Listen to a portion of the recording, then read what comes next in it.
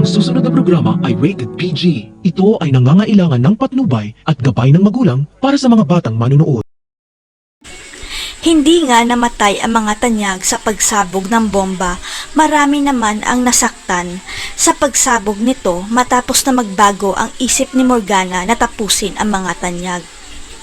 Biglang natakot si Morgana nang sabihin ni Zoe na siya ang pagbibintangan sa oras na may mangyari sa mga tanyag at malaki ang posibilidad na malalantad rin ang sikreto niya.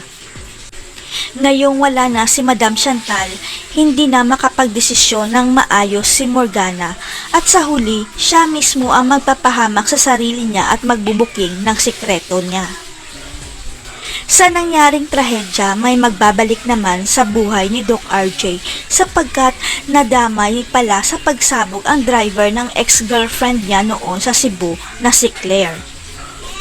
Hindi lang ordinaryong babae si Claire dahil siya ang naging first girlfriend ni Doc RJ at siya ang pinakagusto ni Lolo Pepe para maikasal sa kanyang nag-iisang anak na lalaki. Kaya lang pangarap ni Doc RJ na maging doktor kaya umalis siya sa poder ng tatay niya at hindi na sila nagkita pa ni Claire dahil pinikot na siya ni Moira dahil buntis ito. Ang hindi alam ng lahat kahit hindi nagkatuluyan si Claire at si Doc RJ, close pa rin sila ni Lolo Pepe at nag-uusap pa sila bago mawala si Lolo Pepe dahil kay Moira at Zoe. Ang hindi alam ni Moira at Zoe, meron palang kopya si Claire ng DNA test result ni Lolo Pepe at ni Zoe at ang habilin sa kanya ibigay ang DNA test result kay Ubeng.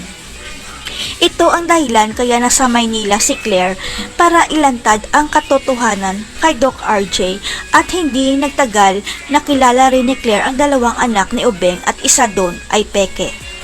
Kaya hindi na nagpaligoy-ligoy pa si Claire dahil nang sila na lang dalawa ni Ubeng, ibinigay ni Claire ang DNA test result ni Zoe at Lolo Pepe at dito na gumuho ang mundo ni Doc RJ. Si Claire kaya ang susi para malantad ang tinatagong sikreto ni Zoe. Ano kaya ang magiging bagong papel ni Claire sa buhay ni Doc RJ? Abangan.